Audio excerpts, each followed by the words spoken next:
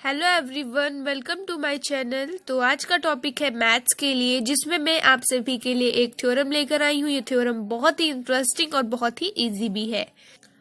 तो वीडियो को शुरू करने से पहले अगर आपने मेरे चैनल को सब्सक्राइब नहीं किया है तो प्लीज सब्सक्राइब करें, लाइक करें और शेयर भी करें। तो चलिए वीडियो को शुरू करते हैं। तो सबसे पहले जान लेते हैं कि थ्योरम में क्या लिखा हुआ है। The perpendicular from the centre to a chord bisect the chord. सबसे पहले जान लेते हैं कि परपेंडिकुलर क्या होता है। परपेंडिकुलर का मतलब होता है कि एक ऐसी लाइन जो 90 डिग्री का एंगल बनाती हो, उसे हम लोग परपेंडिकुलर कहते हैं। और बाइसेक्ट करने का मतलब होता है कि जैसे कि कोई भी लेंथ को, किसी भी लाइन सेगमेंट को, उसकी लेंथ तो कुछ ना कुछ होगी ही, तो किसी भी लाइन सेगमेंट को दो इक्वल लेंथ्स में डिवाइड कर देना। जैसे कि ये कोई लाइन सेगमेंट है, इसकी लेंथ है आपकी 10 सेंटीमीटर की है, तो इसको बाइसेक्ट करना है। तो इसका मतलब है कि हम इसको दो इक्वल पार्ट्स में डिवाइड कर देंगे। तो यानी कि जैसे कि मैंने यहाँ से इसको डिवाइड किया तो ये पार्ट अलग हो जाएगा और ये पार्ट अलग हो जाएगा, लेकिन दोनों की लेंथ क्या होगी? इक्वल होगी। इस पार्ट की भी लेंथ कितनी होगी? 5 सेंटीमीटर, और इसकी भी कितनी होगी? 5 सेंटीमीटर है। तो बाइसेक्ट करने का मतलब होता है किसी भी लाइन सेगमेंट को दो इक्वल लेंथ्स में डिवाइड कर देना। ये होता है बाइसेक्ट करने का मतलब। तो अब अपने थ्योरम पे आ जाते हैं। तो थ्योरम में ये प्रूफ करना है कि एक सर्किल में कॉर्ड होती है, तो उस कॉर्ड में जो सेंटर से परपेंडिकुलर डाला जाता है उस कॉर्ड पर, तो वो परपेंडिकुलर कॉर्ड को बाइसेक्ट कर देता है। यही हमको प्रूफ करना है। अभी थोड़ा सा कंफ्यूजिंग है, जब फिगर बनाएंगे तो अच्छे से समझ में आ जाएगा। एक सर्किल है जिसमें ये सेंटर ले लेते हैं ओ।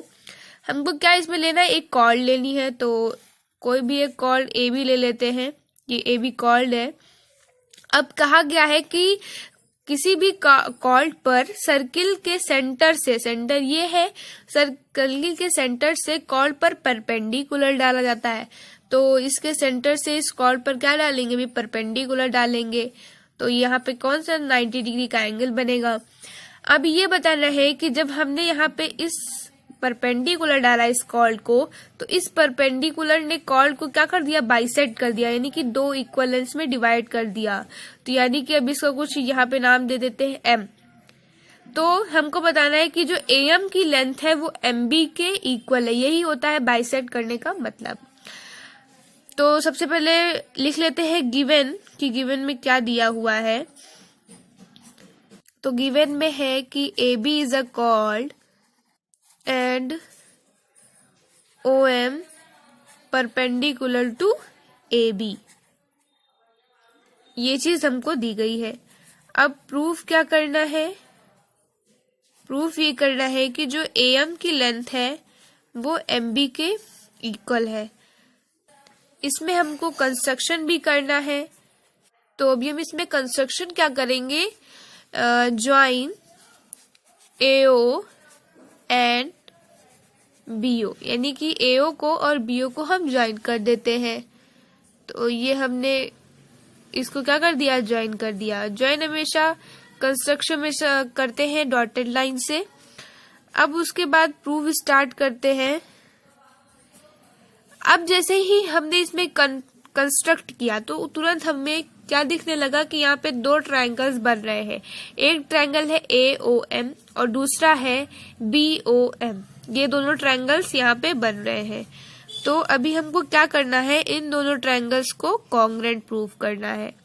तो in triangle AOM and triangle BOM, तो इन दोनों ट्रायंगल्स में हमको कॉमन क्या मिलता है कि AO की जो लेंथ है वो OB के इक्वल है। क्यों है? क्योंकि ये दोनों क्या है? सर्किल की रेडियस है, और सर्किल में कितनी भी रेडियस क्यों ना हो, उनकी लेंथ क्या होती है? इक्वल होती है।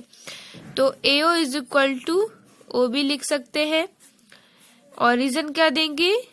Radii of same circle, reason दे दिया है। उसके बाद OM जो है वो OM के इक्वल होगा, क्योंकि ये कॉमन साइड है। तो OM is equal to OM, और रीजन में लिखेंगे कॉमन साइड। प्रूफ करने में रीजन जरूर लिखते हैं कि आपने जो कुछ भी इसमें किया है उस किस रीजन से किया, तो वो जरूर लिखते हैं इसमें। और लास्ट हम लोग का बचता है ये 90 डिग्री का एंगल। अगर ये परपेंडिकुलर डाला है तो 90 डिग्री का एंगल इधर भी बनता है और 90 डिग्री का एंगल इधर भी बनता है। तो लिख सकते हैं angle M is equal to 90 degree. ये चीज हमने लिख दी।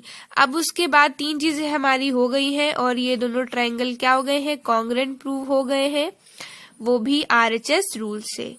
सो triangle AOM is congruent to triangle BOM by RHS rule.